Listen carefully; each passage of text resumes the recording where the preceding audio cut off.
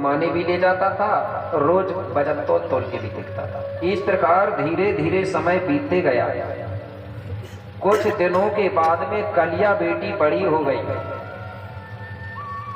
जब बड़ी हो गई तो एक दिन कलिया बेटी का मन हुआ कि बोले आज मुझे नहाने के लिए नदी जाना है।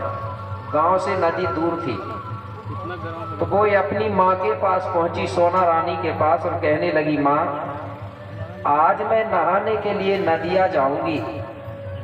सोना रानी कहने लगी, बेटा कलिया नदिया बहुत दूर है, इसलिए तुम उधर मत जाओ, घर में ही स्नान कर लो, घर में ही नहा लो। बोले क्यों? बोले बेटा नदिया दूर भी है, रोज सुनसान जगह भी है, इसलिए अकेली मत जाओ। कलिया दाई कहने लगी, बोले माँ अब तो मैं बड़ी हो गई, अब मुझे डर नहीं लगता, मैं अकेली ही नहा के आ जाऊंगी।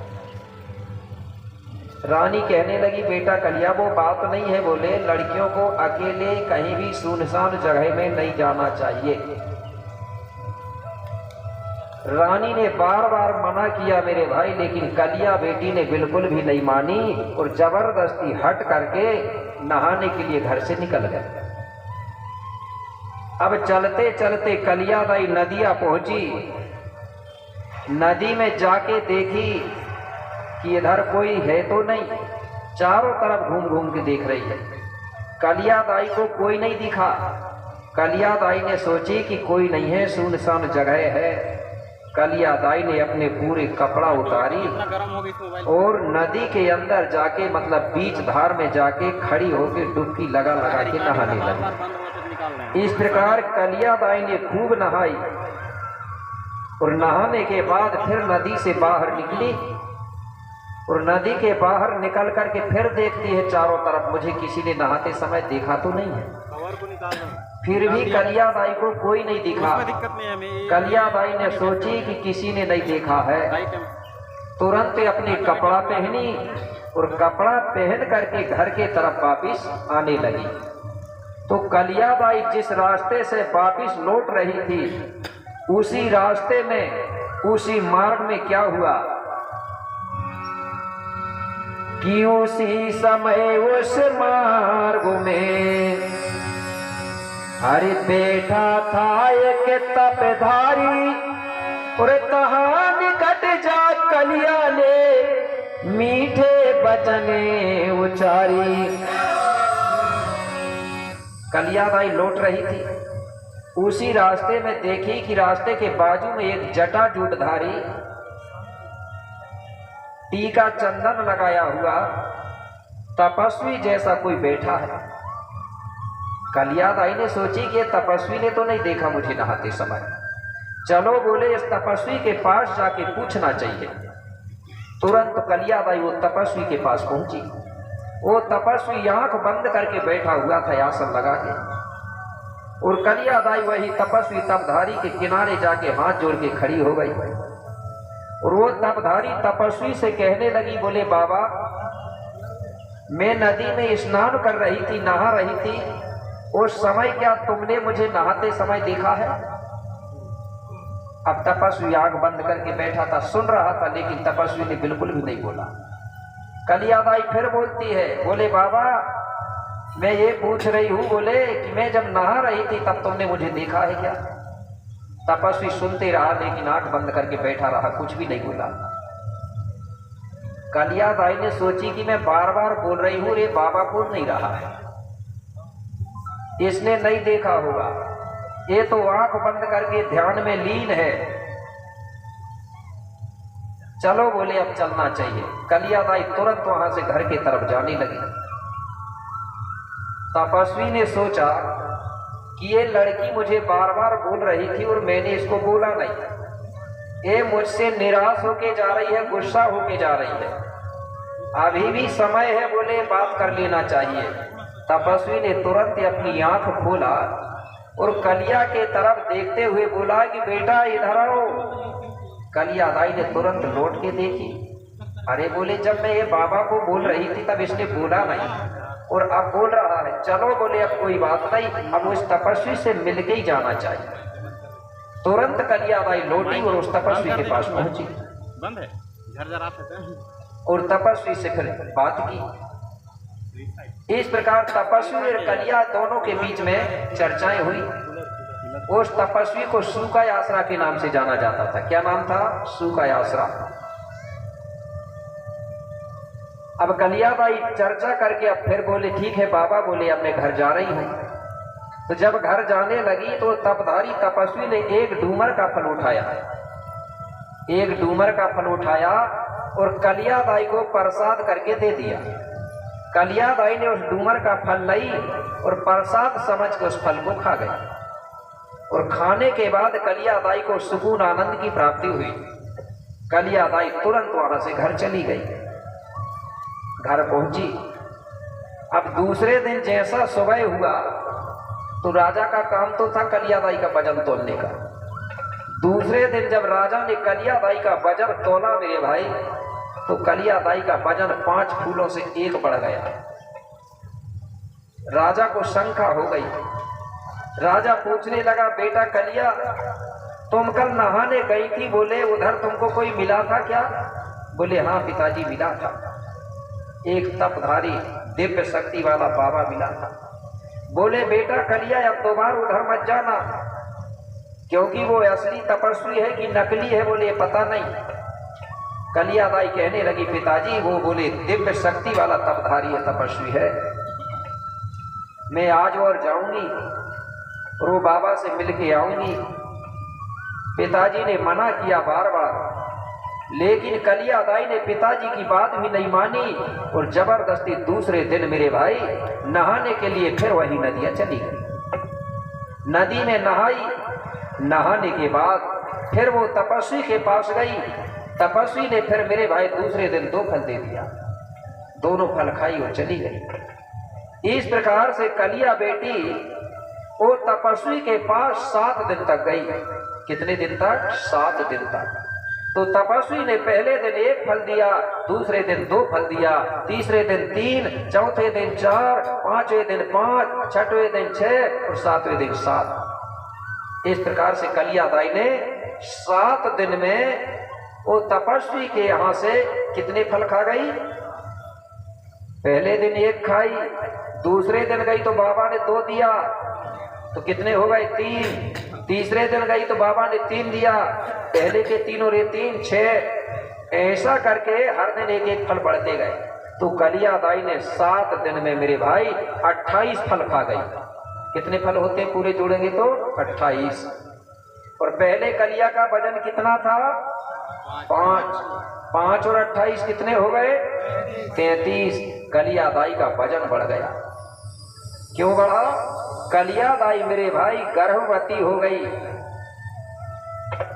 अब आप लोग कहेंगे कि बाबा ने उमर के फल दिया तो या फल मतलब डूमर के फल, और कलियाबाई कैसे गर्भवती हो गई? विश्वास नहीं होगा ना? ये होगा? विश्वास है किसी को? नहीं है। और यज्ञ करा के खीर खिलाने में बच्चा पैदा हो जाते थे, जो कैसे होते थे? वो भी नहीं होते थे। ठीक है। जबकि जो खीर वाली बात से भी बहुत पहले की बात है। जो यज्ञ जो रावण वाली बात सुन रहे हैं ना, ये बहुत बाद की बात है। उससे 10,000 वर्ष पहले की बात है जो मैं बता रहा हूं। तो ऐसा कभी होता ही नहीं। प्रकृति का ऐसा नियम ही नहीं है। उसमें कुछ ना कुछ रहस्य छुपा हुआ होता है, उसको छुपा दिया जाता है। तो इसमें भी रहस्य छुपा है। तो ये आपको मैं बता दूं, 2 लाइन में आप लोगों को समझ आ जाएगी तो ताली बजा देना, और नहीं आएगी तो मत बजाना। फिर से समझाऊंगा। जब तक समझ ना आए तब तक ताली बजाना ही नहीं है, ठीक है ना? तो लाइन बता रहा हूं तो कैसे। उसका नाम था पहले कलिया, ठीक है ना? लेकिन वो गर्भवती हो गई तो क्या कंकाली बन गई कि नहीं? कालंक लग गया उसको। जिसका विवाह ना हो और अगर कोई गर्भवती हो जाए तो कंकाली कहलाती है, कालंक नहीं कहलाती। ठीक है, परिवार के लिए। इसलिए बता रहा हूं 2 लाइन में कि कलिया को कालंक लगा कि डूमर के फल खाने से, और कलिया से कंकाली भई बार बार बाबा के पास जाने से। अभी भी नहीं आई है समझ। देखो, कलिया को कालंक लगा डूमर के फल खाने से, और नाम उसका कलिया था, लेकिन कंकाली बन गई वो बाबा के पास बार बार जाने से। मतलब वो बाबा का दोष लग गया, लगा कि नहीं लगा? तो गर्भवती हो गई। अब राजा को भी अच्छा नहीं लग रहा था, बोले मेरी बेटी ने तो मेरी पूरी नाक कटा दी। गांव के लोगों को भी अच्छा नहीं लग रहा था, ये तो कालंकिनी हो गई, कंकाली हो गई। पूरे गांव के लोग विरोध करने लगे। तो जब किसी का विरोध किया जाता है तो कौन से रंग का झंडा का प्रयोग किया जाता है? काला झंडा। तो आज भी लोग का कौन सा झंडा लगा रहा है कलिया दाई को? काला ही लगा रहा है। काला कई जगह लगता है। एक काला झंडा वहां भी लगता है, किसी के घर में भूत प्रेत मटिया दंड फंद रहता है, उसकी निकासी करते हैं ना भूम का बेगा पुजारी, एक खप्पड़ सजाते होंगे, उसमें काला झंडा रखते हैं, काली चूड़ी रखते हैं, काजल रखते हैं कि नहीं रखते? तो पूरी काली चीज से उसका निकासी करते हैं। उसका मतलब ये होता है, वो कहते हैं कि देख काली चीज से तेरा विरोध कर रहे हैं, 2 बार ये घर में लौट के मत आना। तो वो काले झंडे से विरोध करके उसको घर से निकाल देते हैं। तो पूरे लोग काला झंडा दिखाने लगे, विरोध करने लगे। अब कलिया दाई खुद सोचती थी कि जो होनहार है भैया वो हो गया, मैं भी क्या करूं? और जो होनहार होता है उसको कोई रोक भी नहीं सकता। कलिया दाई को खुद अच्छा नहीं लगता था, लेकिन क्या करूं, हो गया। कलिया दाई सोचने लगी कि तुम गांव के लोग निकालोगे तब निकालोगे, मैं खुद ही निकल के चली जाती हूँ, खुद ही घर से चली जाती हूँ। कलिया दाई ने एक दिन विचार बनाई और खुद ही गांव से निकल गई। निकल तो गई कलिया, लेकिन सोचने लगी कि कहाँ जाके रहूंगी। कलिया दाई कहने लगी एक काम करती हूँ, जिस बाबा के पास मैं रोज मिलने के लिए जाती थी उसी बाबा के पास उसी की जीवन साथी बन के रहना चाहिए। अब कलिया दाई चली जहां बाबा से मिलती थी वहां। कलिया दाई जब वहां पहुंची तो मेरे भाई उस दिन बाबा वहां मिला ही नहीं। रोज मिलता था बाबा, लेकिन जिस दिन समय आया तो बाबा मिला ही नहीं। अरे बोले अब क्या करूं, बाबा ने भी धोखा दे दिया। पछताने लगी कलिया दाई। आज बोले ये बाबा से मैं धोखा खा गई, मेरे बाद में जितनी भी महिलाएं बाबाओं पे विश्वास करेंगी तो वो भी धोखा खाएंगी। बोले तो ये बात सही हो गई आज भैया कि नहीं सही? कलिया कहने लगी जब मैं धोखा खा गई बाबा से तो साधारण महिलाओं की कौन चलाई? तो आज भी कई महिलाओं बाबा के चक्कर में धोखा खाई है कि नहीं खाई है? तो बाबाओं के चक्कर में मत लगना। हमारे में आबा बाबा साधु संत महात्मा नहीं होते, बता रहा हूँ। मैं भी साधु नहीं हूँ, महात्मा नहीं हूँ, संत नहीं हूँ, सन्यास नहीं हूँ। ये मत समझ लेना कि भैया कोई महात्मा जी है करके, क्योंकि हमारी संस्कृति में साधु संत महात्मा सन्यास नहीं होते। सबसे बड़ा गुरु बाबा शंभू है कि नहीं है? जिसकी धुआई लगती है आज शंभू गौरा की धुआई। बताइए बाबा शंभू सन्यास है क्या? हमारे लोग दूसरे की नकल करके साधु संत बन के घूम रहे हैं। क्यों? कि सब बन जाएंगे साधु महात्मा तो करेगा कौन किसानी? है ना बात? सबरे साधु संत बन जाएंगे तो खेती किसानी कौन करेगा? सब बन जाएंगे साधु महात्मा तो करेगा कौन किसानी? और अन्न पैदा फिर कैसे होगा? मर जाएंगे संसार के सारे प्राणी। ये चक्कर में मत रहना साधु संत। हमारे में भूमिका होते हैं, बेगा होते हैं, गुरु होते हैं, मुठुआ होते हैं। ये बनना हमको, संत नहीं बनना। बनना है तो भूमिका गुरु बनना है। तो इस प्रकार से कलिया दाई पछताते रही। बोले समय आया तो बाबा भी नहीं मिला, अब कहाँ जाऊं? अब तो मेरा कोई सहारा नहीं है। इससे अच्छा है कि मेरी जीवनी लीला खत्म कर देती हूँ। बोले जिस नदी में नहाने जाती थी मैं, उसी नदी में डूब के मर जाना चाहिए, कूद के मर जाना चाहिए। चली कलिया दाई, जिस नदी में रोज नहाने जाती थी वहां पहुंची। नदी के किनारे में बहुत बड़ा पत्थर रखा था। कलिया दाई उस पत्थर के ऊपर चढ़ गई। रूसी पत्थर से एक छलांग लगाई मेरे भाई और नदी में कूद गई। जैसे ही कूदी तो कलिया दाई के नाक से मुंह से शरीर में पानी समाने लगा। दम घुटने लगा, बड़ा दर्द होने लगा। कलियादाई कहने लगी, मैं सोच रही थी कि मरना सरल है, लेकिन मरना सरल नहीं है। बोले बहुत कठिन है, बड़ा दर्द होता है, मरना नहीं चाहिए, अब नदी से निकल जाना चाहिए। हाथ पैर हिलाते हिलाते मेरे भाई नदी से बाहर निकल गए। अब कहाँ जाऊं? अब बोले कोई जंगल में जाके रहना चाहिए। तो कलियादाई वहां से घूमते घूमते कहाँ पहुंची? अरे घूमत घूमत कंकाली नीलकोंडा पर्वत आती है। अरे घूमत घूमत कंकाली नीलकोंडा पर्वत आती है। अरे जहाँ से बिका जंगू की उनसे वो मिल जाती है। जहाँ से बिका जंगू की उनसे वो मिल जाती है।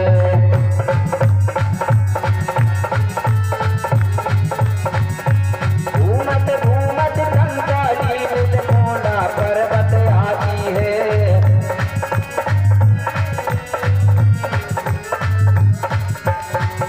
सेविका जंगू की उनसे वो मिल जाती है।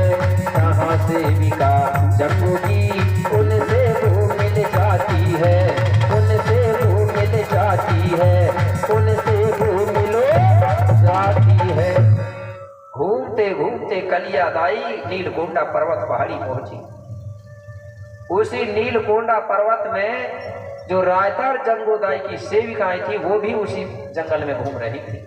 वही जंगल में कलियादाई पहुंची घूमते घूमते।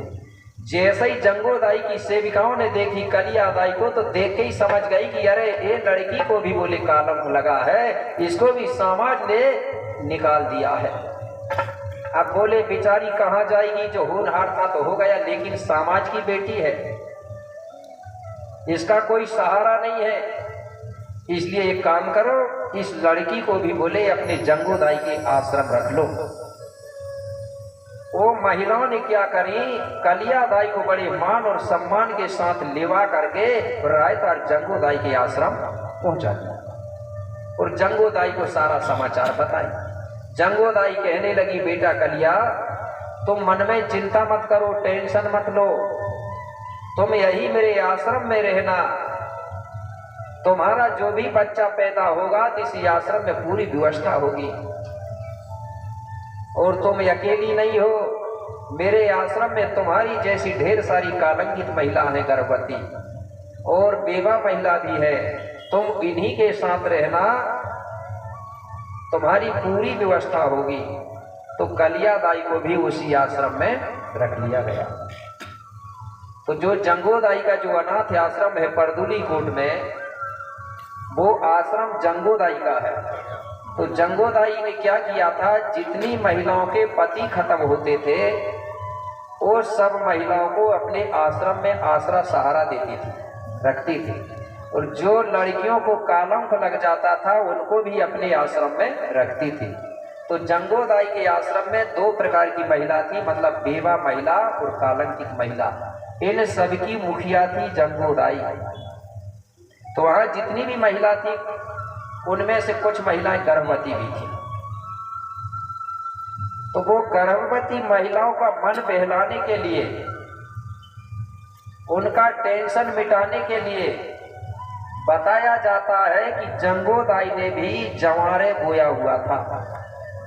जवारे साल में 2 बार बोती है ना। एक बार बोते हैं खेरोदाई शीतलादाई के नाम पे, और एक बार बोलते हैं रायतार जंगोदाई के नाम पे। जंगो को ही लोगों ने अंबे में परिवर्तन किया है, याद रखना, ठीक है ना। जंगो का नाम निशान मिटाने के लिए क्या नाम दे दिया, अंबे मैया, जिससे कि गोंड अपना इतिहास ना पहचाने। और ये जंगोदाई गोंडों की विद्या ज्ञान की देवी कहलाती है, सरस्वती नहीं कहलाती। सरस्वती हिंदू धर्म में कहलाती है, ठीक है ना। गोंडों में कौन है विद्या की देवी, जंगोदाई। और अन्न धन की देवी लक्ष्मी जी मत समझना।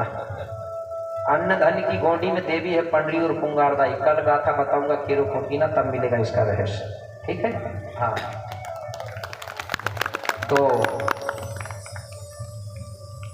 वो आश्रम की मुखिया थी, तो इसने क्या किया था, वो जानती थी जंगोदाई की गर्भवती महिलाओं को किसी भी प्रकार से मानसिक तनाव नहीं होना चाहिए, गर्भवती महिलाओं को कोई टेंशन नहीं होना चाहिए।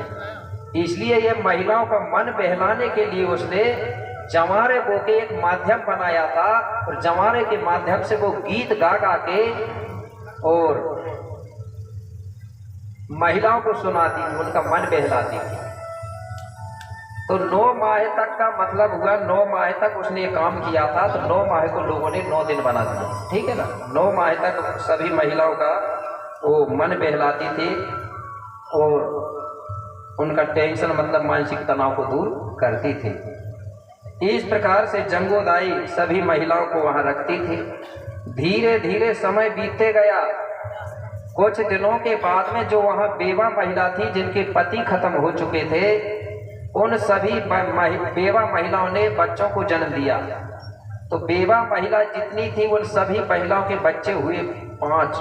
कितने बच्चों को जन्म दिया बेवा महिलाओं ने? 5 बच्चों को। और जितनी वहां कालंकित महिला थी, सभी कालंकित महिलाओं ने जन्म दिया था बच्चों को 28। कितने बच्चों को जन्म दी कलंकित महिलाओं ने? 28। और बेवा महिलाओं ने 5। इस प्रकार से 2 प्रकार के बच्चे थे वहां। उन्हीं को कहते थे अलाम बच्चे और कलाम बच्चे। कलाम बच्चे मतलब कालंकित महिलाओं के, और अलाम बच्चे मतलब बेवा महिलाओं के। एक ही महिला के नहीं है, पूरे बच्चे। कालंकित जितनी भी महिला थी, तो कालंकित महिलाओं के बच्चे हुए थे 28 और बेवा महिलाओं के बच्चे हुए थे 5। लेकिन जो आश्रम है वहां जितने भी जो बच्चे थे, उन सब बच्चों को खाना खिलाने के लिए, उनकी रखवाली करने के लिए ये कलियाबाई को नियुक्त किया गया था। ये कलियाबाई को नियुक्त किया गया था कि तुम 33 ही बच्चों को खाना खिलाना, 33 ही बच्चों की रखवाली करना। मतलब वो आश्रम की कलियाबाई को एक कार्यकर्ता बना दिया गया था। क्या बना दिया गया था? समझो, कार्यकर्ता। हमारे गांव में आंगनबाड़ी होती कि नहीं होती? तो आंगनबाड़ी में कार्यकर्ता ही बोलते हैं ना आंगनबाड़ी में। तो वो जितनी भी गांव की जितनी भी महिलाएं, सबके बच्चों को वो क्या करती है? आंगनबाड़ी में रखवाली भी करती है, देख रेख भी करती है, पढ़ाती भी है। तो जब आंगनबाड़ी पूरे बच्चे चले जाएंगे, तो जब तक ये आंगनबाड़ी में रहेंगे तो वो बच्चे किसके कहलाएंगे? आंगनबाड़ी कहलाएंगे ना। अगर कोई अधिकारी आएगा तो वो पूछेगा आंगनबाड़ी से, मैडम तुम्हारे बच्चे कितने हैं? करके पूछता कि नहीं पूछता? पूछता है। तो मैडम क्या बोलती है? सर जी मेरे बच्चे 25 है। अब उसने बोलता ही मेरे बच्चे 25 है, तो बताइए क्या मैडम ही ने जन्म दी है सबको? नहीं दी है ना, लेकिन नाम तो रहेगा ना उसका। इसी प्रकार वो समय का जो अधिकारी था, वो समय का जो अधिकारी था कौन था? राजा कौन था? शंभू। और गोरा था उस काल के। शंभू गोरा की काल की बात बता रहा हूं। शंभू जब भी जाता था तो शंभू की भाषा भी खड़ी चलती थी, और गोंडों की भाषा भी पहले खड़ी बोला जाता था। सीधा बोलते थे, कहाँ जा रहा है रे करके बोलते थे कि नहीं बोलते थे? रे का प्रयोग ज्यादा होता, रे री होता था कि नहीं? और रे ही शब्द से ही जी बना है, बता रहा हूं। जैसे किसी को नाना है ना, तो नाना को बोलते थे, हमारे छोटे छोटे गोडवाला के टूरा बोलते थे नाना रे, बोलते थे कि नहीं बोलते? नानी री। अब किसी को रे और री बोलते तो आदमी का दिमाग खराब हो जाएगा, मुझे रे करके बोला करके, क्योंकि उसको रे का ज्ञान नहीं है, इसलिए गुस्सा होता है। रे और री का मतलब होता है जी। समझ गए ना? नाना रे का मतलब क्या हुआ? नाना जी। रे से ही जी बना है, ठीक है ना? तो इसलिए कलियाबाई के नाम पे 33 बच्चों को लिख दिया गया है कि कलियाबाई के 33 बच्चे थे। नहीं तो कई लोग फोन लगाते बोले 33 बच्चे कैसे कैसे हो गए होंगे बिना पति का? तो हर कालंकित महिलाओं ने एक बच्चों को जन्म दिया था, एक ही महिला नहीं थी, ढेर सारी। तो ये 33 बच्चों की मां बन गई कौन? कलियाबाई। पुस्तक में लिख दिया गया कि भाई 33 करोड़ बच्चों की मां है। अब कलियाबाई 33 ही बच्चों को रोज खाना खिलाती थी और रखवाली भी करती थी, देख रेख करती थी। धीरे धीरे बच्चे ज्यों ज्यों बड़े होते जा रहे थे त्यों त्यों वो लोग चंचलता और बड़े नटखट हो गए थे। बहुत परेशान करते थे कलिया दाई। अगर कोई महिला का एक ही बच्चा रहे और परेशान कर दे तो वो महिला एक ही बच्चा से परेशान हो जाती है। ये तो 33 बच्चों को संभालती थी, सोचो अब कैसी संभालती रही होगी। बहुत परेशान करते थे। एक दिन कहने लगी, बेटा बोले तुमको मैं आज रात को खाना नहीं दूंगी। बोले क्यों? बोले तुम मुझे काम नहीं करने देते, बहुत परेशान करते हो। अगर तुमको खाना खाना है तो मेरी बात मानो। बोले क्या? तुम बोले वो जंगल के तरफ जाओ, बोले वो पहाड़ी तरफ, बोले दूर खेल के आना, शाम के समय आना, बोले जब खाना बन जाएगा तब। बोले ठीक है। मेरे भाई 33 ही बच्चे खेलने के लिए वो जंगल की तरफ चले गए। वहीं खेलते रहे। खेल खेल में बच्चों को समय की याद नहीं रही।